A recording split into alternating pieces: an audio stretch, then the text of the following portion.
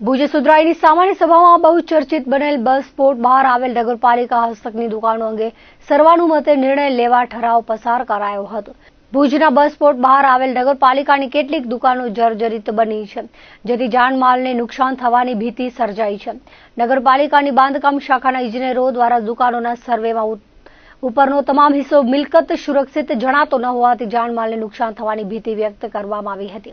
આ મામલો ગત વર્ષે 21મી સપ્ટેમ્બરના મળેલી કારોબારી સમિતિની બેઠકમાં ચર્ચાયો હતો, જેમાં 400થી વધુ દુકાનો અંગેનો નિર્ણય ભુજના ધારાસભ્ય, નગરપાલિકાના સત્તાધીશો અને તમામ દુકાનદારોની ઉપસ્થિતિમાં સર્વાનુમતે નિર્ણય લેવા ઠરાવ કરાયો હતો। કારોબારી ચેરમેન વાહિદીપસિંહ જાડેજાએ જણાવ્યું હતું કે દુકાનધારકો ઉપરાંત દુકાનોમાં કામ કરતા અનેક અન્ય પરિવારોની આજીવિકાનો પ્રશ્ન છે, જેથી કારોબારી સમિતિએ આ અંગેનો અંતિમ નિર્ણય સર્વાનુમતે લેવાનો ઠરાવ કર્યો હતો, જે એજન્ડાની સામાન્ય સભાએ બહાલી આપી હતી।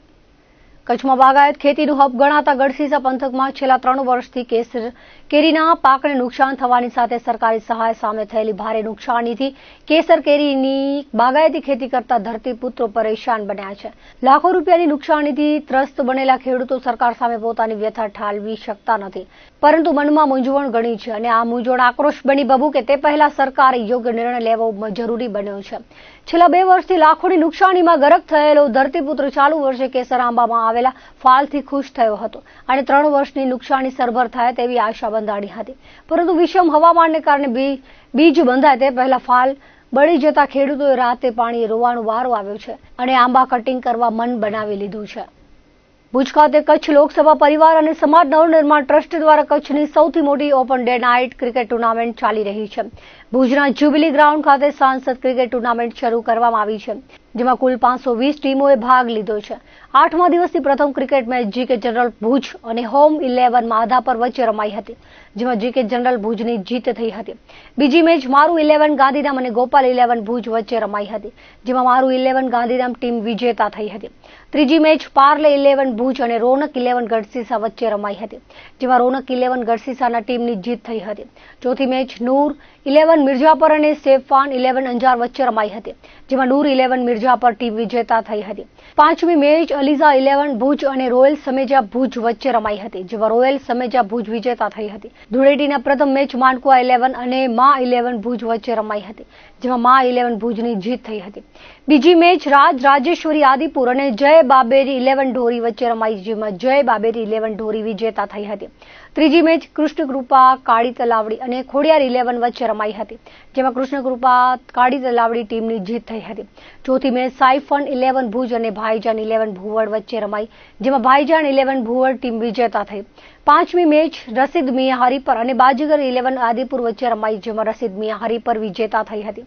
વ્યવસ્થા કુલદીપસિંહ જાડેજા દ્વારા થઈ હતી। આ બંને મેચો દરમિયાન ખેલાડીઓને પ્રોત્સાહન આપવા સાંસદ વિનોદ ચાવડા સાથે જીગર છેડા, મનીષ બારોટ, વિરમ આહિર, યોગેશ ત્રિવેદી, હિતેશ ગોસ્વામી, શીતલ શાહ, ભીમજી જોધાણી, મેઘભાઈ ઠક્કર, મયુરસિંહ જાડેજા, બાબા સાહેબ વાલજી ગેડા, કૌશિક દાફડા વગેરે હાજર રહ્યા હતા। હોળીના પવિત્ર પ્રસંગે ચંગલેશ્વર સોસાયટી અને સુરતાલ ગ્રુપના કલાકારોના સંગાથે કરાઓકે મ્યુઝિકલ રંગારંગ કાર્યક્રમ યોજાયો હતો, તેમજ સોસાયટીના લોકો દ્વારા મહાકુંભની યાત્રા કરી આવેલા યાત્રાળુઓનું સન્માન કરવામાં આવ્યું હતું। ચંગલેશ્વર સોસાયટીના પ્રમુખ અધ્યક્ષ, ઉપપ્રમુખ સહિત બહોળી સંખ્યામાં સોસાયટીના સભ્યો હાજર રહ્યા હતા। અમે દર સાલ હોળીના દિવસે રંગારંગ કાર્યક્રમ રાખીએ છીએ, એમાં ગાયક કલાકારો બધા આવીને રંગ બરસે પ્રોગ્રામ કરે છે। આ વખતે વિશેષમાં જે મહાકુંભ યાત્રા કર્યા એ લોકોનું સન્માનનો પણ પ્રોગ્રામ રાખેલો હતો અને દાતાના સહયોગથી અમે સૌ સુપેરે પાર પાડી છે અને મહિલા મંડળ અમને પૂરેપૂરો સપોર્ટ આપે છે। હું તો પહેલાં કહીશ કે સૌ દાતાઓનો ખૂબ ખૂબ આભાર કે જેમણે અમને સપોર્ટ આપ્યો છે।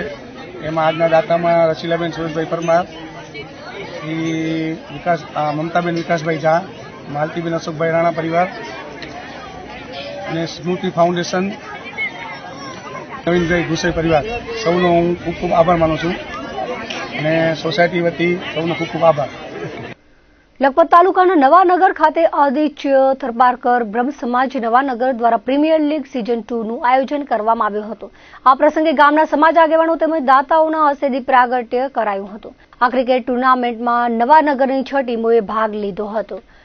ધૂળેટીની રજા હોવાથી સવારથી નવાનગર ક્રિકેટ ગ્રાઉન્ડ પર ક્રિકેટ પ્રેમીઓ મોટી સંખ્યામાં જોવા મળ્યા હતા. ફાઇનલ મેચ ચંદ્રશેખર આઝાદ નવાનગર અને આશાપુરા નવાનગર વચ્ચે રમાઈ હતી, જેમાં ચંદ્રશેખર આઝાદ નવાનગરની ટીમ વિજેતા થઈ હતી. આગેવાનો દ્વારા ખેલાડીઓને ટ્રોફી એનાયત કરી સન્માનિત કરવામાં આવ્યા હતા. જે એનપીએલ સીઝન 2 એનામાં રમાણી એનામાં અમારી ટીમ પહેલાથી છેલ્લી મેચ સુધી સારી એવી મહેનત કરી આખી ટીમ પરથી અને રનર્સઅપ સુધી પહોંચ્યા. એ બદલ આખી ટીમનો હું હૃદયથી આભાર માનું છું. નવાનગર ગામમાં 6 ટીમોએ ભાગ લીધો. આદિત્ય બ્રહ્મ સમાજ કપ રમાડવામાં આવ્યો સીઝન 2. એમાં ચંદ્રશેખર આઝાદ ટીમ ચેમ્પિયન બની અને રનર્સઅપ મા આશાપુરા 11 રનર્સઅપ બની. અને આજે આખો દિવસ ટુર્નામેન્ટમાં ઘણા બધા યુવાનો ભાગ લીધો અને એકદમ સાથે મળીને ટુર્નામેન્ટમાં સહયોગ કર્યો બધે. અને ગામ દ્વારા એકદમ ખૂબ જ સારું આયોજન કરવામાં આવ્યું અને યુવાનોનો ખૂબ જ સારો સાથ સહકાર મળ્યો. એ બદલે સૌનો હું ખૂબ ખૂબ આભાર માનું છું. આવા ટુર્નામેન્ટ આયોજન થતો રહે એ સૌ યુવાનોને મારી વિનંતી. કચ્છમાં ઠંડીની સિઝન પૂર્ણતાના આરે પહોંચી છે. હોળીના તહેવાર પૂર્વે પશ્ચિમી વિક્ષોભના કારણે આવેલા વાતાવરણીય બદલાવના કારણે બેવડી ઋતુની અનુભૂતિ થઈ રહી છે. તેવામાં જિલ્લાના ધરતીપુત્રો ઉનાળુ વાવેતરની કામગીરીમાં જોતરાઈ ગયા છે. અત્યાર સુધી કચ્છ જિલ્લામાં 17,252 હેક્ટર વિસ્તારમાં ઉનાળુ પાકનું વાવેતર કરી દેવાયું છે. ગત ચોમાસાની સિઝનમાં જિલ્લામાં માફકસર વરસાદ થયો હોવાથી ખરીફ પાક અને રવિ પાકનું મબલક વાવેતર થયું હતું. આ વર્ષે ઉનાળુ પાકનું પણ સારું વાવેતર થવાની સંભાવના છે. આ અંગે મળતી વિગતો મુજબ ગત વર્ષે કચ્છમાં રેકોર્ડ બ્રેક વરસાદ થયો હતો, જેના કારણે ખેડૂતો ખુશખુશાલ થયા હતા. ખરીફ પાકમાં પણ તેની અસર દેખાઈ હતી. ત્યારબાદ રવિ પાકનું પણ કચ્છમાં સારા પ્રમાણમાં વાવેતર થયું હતું. કચ્છ દેશનો સૌથી મોટો જિલ્લો છે, જોકે અહીં ખેતી લાયક જમીનો ઓછી છે. પિયત અને સિંચાઈની સુવિધા ન હોવાથી મહદઅંશે વરસાદ પર નિર્ભર છે. તેમ છતાં વિસ્તાર મોટો હોવાથી રાજ્યના અન્ય જિલ્લાઓની સરખામણીએ કચ્છમાં વાવેતર વધારે છે. ઉનાળુ પાકની વાત કરવામાં આવે તો વાવેતરની દ્રષ્ટિએ કચ્છનો ટોચના 10 જિલ્લાઓમાં સમાવેશ થાય છે. આ વર્ષે આજ સુધીમાં 17,252 હેક્ટરમાં ઉનાળુ પાકનું વાવેતર કચ્છના ખેડૂતો દ્વારા કરવામાં આવ્યું છે, જેમાં મગફળી, તલ, બાજરીના પાક પર કચ્છના કિસાનોએ પસંદગી ઉતારી છે. આ ઉપરાંત શાકભાજી અને ઘાસચારાનું પણ મોટા વિસ્તારોમાં વાવેતર થયું છે. જિલ્લામાં આજ સુધીમાં 3,751 હેક્ટરમાં મગફળી, 1,601 હેક્ટરમાં બાજરી, 1,061 હેક્ટરમાં તલનું વાવેતર કરાયું છે. 7,114 હેક્ટરમાં ઘાસચારો, 1,895 હેક્ટરમાં શાકભાજીનું વાવેતર થયું છે. સિંચાઈની સુવિધા પૂરતી ન હોવાથી સ્વાભાવિક છે કે ખેડૂતો અનેક પાકો લઈ શકતા નથી. ચાલુ વર્ષે કચ્છમાં ડાંગર, મકાઈ, મગ, ડુંગળી, શેરડી સહિતના પાકોનું ખાસ વાવેતર થયું નથી.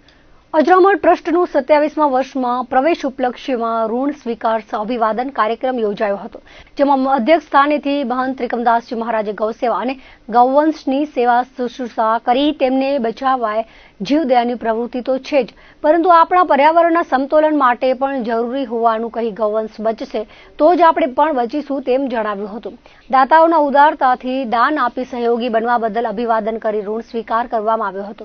સ્વામિનારાયણ મંદિર ભુજના કોઠારી સ્વામી સહિત હોદ્દેદારો, કાર્યકરો ઉપસ્થિત રહ્યા હતા. કાર્યકરોનું સન્માન કરવામાં આવ્યું હતું. સુર સંગમ મ્યુઝિક ક્લબ ભુજ દ્વારા ગીતોની રસલહાણ પીરસાઈ હતી. પ્રારંભે સંસ્થાના મંત્રી મયુર બોરીચાએ સ્વાગત સાથે આવકાર આપ્યો હતો. કાર્યક્રમને સફળ બનાવવા ગ્રુપના સભ્યોએ જહેમત ઉઠાવી હતી. શ્રી અજરામર ટ્રસ્ટ ભુજ દ્વારા રખડતા ભટકતા ગૌવંશ માટે જે આશ્રય સ્થાન નિર્માણ થનાર છે તે અંતર્ગત જમીન અધિગ્રહણ માટે જે દાતાઓએ સહયોગ આપ્યો એ દાતાઓનો સન્માન, તેમજ આ જમીનના માટે જે સરકારી કર્મચારીઓએ સહયોગ આપ્યો એ લોકોના સન્માનનો કાર્યક્રમ આજરોજ રાખવામાં આવેલ છે. સંસ્થા દ્વારા ભુજ તાલુકાના ભારાપર ગામે રખડતા ભટકતા ગૌવંશ માટેનું એક આશ્રય સ્થાન નિર્માણ થવા જઈ રહ્યું છે.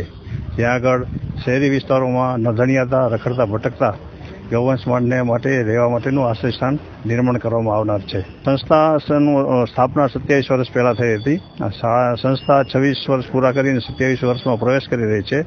સંસ્થા દ્વારા અત્યાર સુધી ગ્રામ્ય વિસ્તારોની અંદર મહિલા સશક્તિકરણ, બ્લડ કેમ્પ અને રક્તદાન કેમ્પ સહિતના વિવિધ કાર્યક્રમો દ્વારા અને મહિલા સશક્તિકરણના કાર્યક્રમો દ્વારા બહેનોને આત્મનિર્ભર બને તે માટે વિવિધ પ્રકારની તાલીમો પણ આપવામાં આવે છે. આ કાર્યક્રમની અંદર જે આગામી ગૌશાળા બનાવવા જઈ રહ્યા છે તે અંતર્ગત વિવિધ માહિતી આપવામાં આવશે. ગુજરાત રાજ્ય માર્ગ અને વાહન વ્યવહાર નિગમના કચ્છ એસટી ડિવિઝન દ્વારા દર વર્ષે વેકેશન અને તહેવારો દરમિયાન પ્રવાસીઓની અનુકૂળતા માટે ભારે ટ્રાફિક ધરાવતા રૂટો પર વધારાની બસો દોડાવવામાં આવતી હોય છે. પ્રવાસીઓ પણ એસટીની આ સુવિધાઓનો બહોળા પ્રમાણમાં લાભ લેતા હોવાથી તંત્રની આવકમાં પણ નોંધપાત્ર વધારો જોવા મળતો હોય છે. કચ્છ જિલ્લામાં ધાર્મિક પ્રવાસનને ખૂબ વેગ મળ્યો છે. કચ્છના ઐતિહાસિક યાત્રાધામો પર વર્ષભર જિલ્લા બહારથી ભાવિકોની ભારે ભીડ રહેતી હોય છે.